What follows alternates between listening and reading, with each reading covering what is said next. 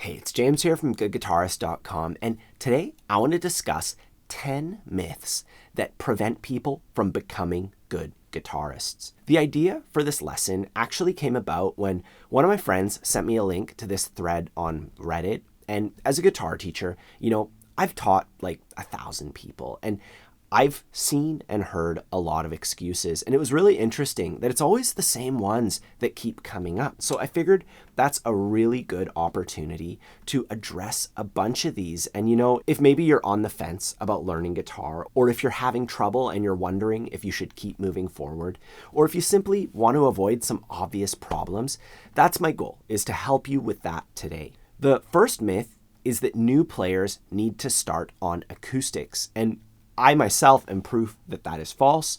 I started on electric guitar because I didn't really care about strumming and playing chords. I just wanted to play cool guitar solos, and I learned how to do that. But then when I tried to join a band, I realized, hey, you got to spend like 95% of the time playing rhythm. So I went and I figured that out too. I bought an acoustic guitar, and at this point, I really enjoy both acoustic and electric, so I couldn't really part with either one. The next myth is just because a certain famous guitarist became successful without knowing what a quarter note or a G chord is, and learned by hacking around, that is the recipe for success. And I think that this one is especially important to notice, because we live in an age where everybody is trying to become an influencer or a streamer, and big headlines like this, while they're really good for grabbing your attention, they aren't displaying the entire truth. It's great to have huge goals, but if you believe these things at face value,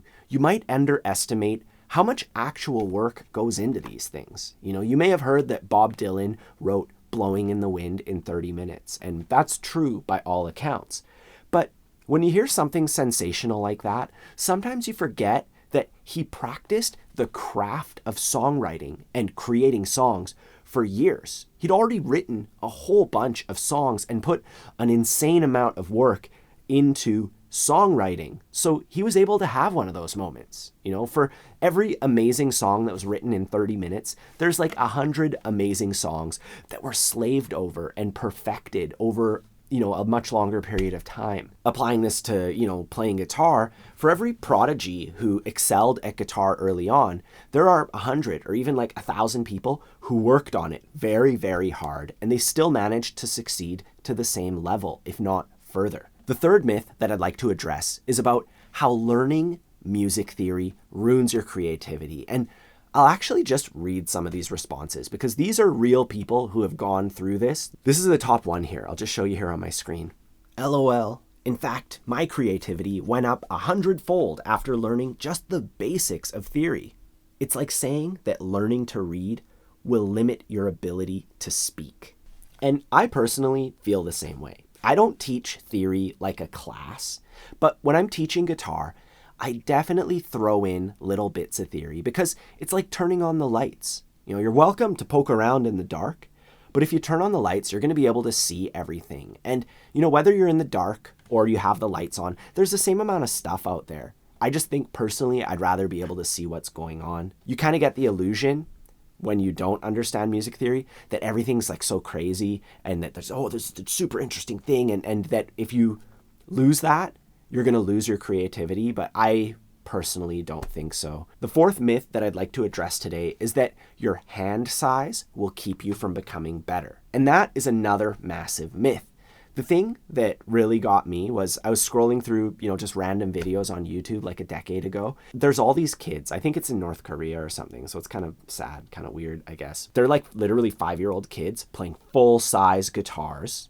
And they're like barring and doing all this advanced stuff. Like they're insanely good. They're playing really complicated stuff perfectly with like these little 5-year-old hands. And that is 100% proof that technique will allow you to overcome any physical limitations. Just look at Django Reinhardt. He only had 2 fingers on his hand, and he could shred better than people that have all their fingers. And to top it off, they do make smaller guitars. You can get a 3/4 size guitar, and at that point, your small fingers are going to feel giant compared to a 3/4 size guitar. So it makes up for it anyways. And if you want my recommendation for a 3/4 size guitar, there is one that a couple of my students had that I thought was really good. I'll put a link down below. The next myth is that you can't play X genre with Y guitar. You know, you can't play jazz with a Stratocaster, or you can't play grunge with an acoustic. And at the end of the day, we all know this is false, simply because people are constantly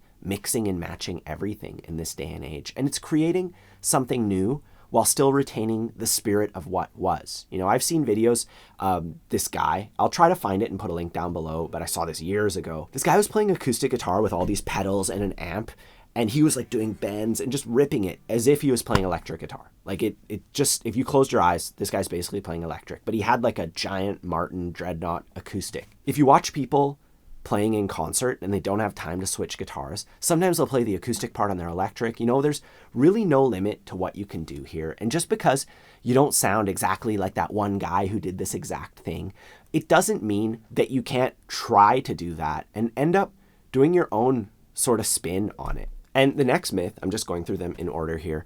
If you pick up a baby guitar that you find on the ground, its mother will reject it. And once again, that's totally not true. In fact, I found this baby Jazzmaster on the ground outside by the tree out front. And then later, I managed to use it to lure its mother in. And now I have 2 more guitars than I had before. The next myth, and this one I especially despise, is that practicing with a metronome kills feel. I've definitely, as a teacher, faced resistance from students when it comes to using a metronome because they feel like they can, you know, feel the music better and the metronome's just doing its own thing. But that is totally backwards. When you listen to music, it's always at a steady pace. Like in older recordings, like Beatles and stuff, they weren't necessarily using a click track, but Ringo played the songs like steady the entire time. Maybe it wavered by like 3 or 4 beats per minute. But a lot of the people who, you know, claim that a metronome kills feel, they're wavering by like 20 beats per minute. And they're speeding way up during the chorus and slowing way down during the verse.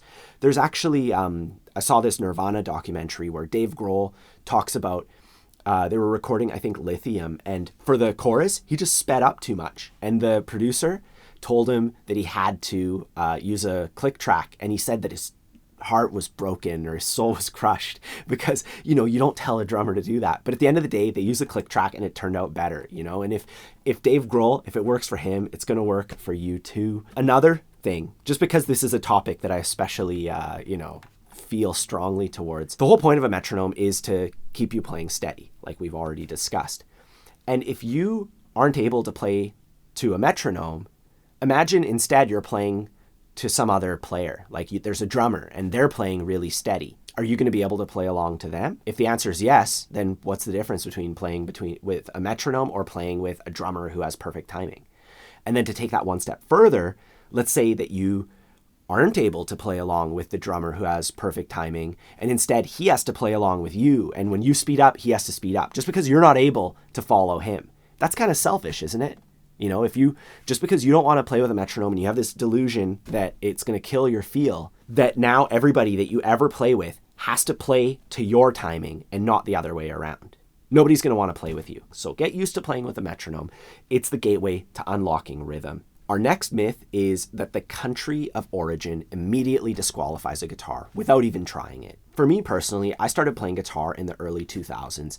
At that point, cheap guitars, like ones made in China, Korea, Indonesia, they weren't very great. If I had never tried another guitar since then, I would believe that myth. But nowadays, the machines building guitars are so precise. Manufacturing has gotten insanely good. And, you know, let's say there's this machine that makes guitars, and there's one machine in America, and the exact same machine is located in a climate-controlled factory somewhere in Indonesia.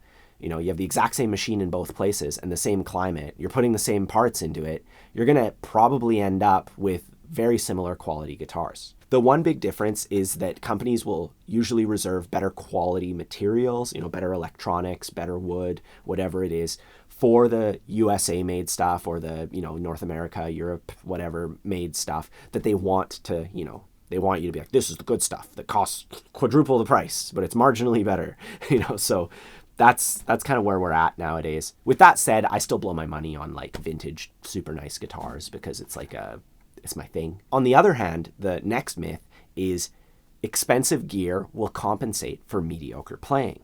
And I think there's some merit to being somebody who wants to have nice things. I personally like to have, or I like to invest in really nice guitars and amps and all that because it's my passion. My life is based around it. And I understand when somebody who has a passion for music, they love it as much as me, but maybe they haven't spent as much time practicing, they're totally welcome to buy really nice gear. It's not going to hurt. And that's not really a problem. The problem arises when somebody uses that to trick themselves into believing that they're getting the perfect tone and that they're one step closer to being able to do it. And by basically satisfying their need to play guitar by purchasing gear. Obviously having the right gear helps, but the first 95% of getting the right sound comes from being able to make that sound in the first place and, being able to play guitar, and then having the exact right gear and period correct capacitors and transistors in your pedals maybe gives you that last tiny little bit, Now, the final myth that I'd like to discuss with you, and this one's a little bit sad, is it's when people say, I don't know how to play guitar, so I gave up.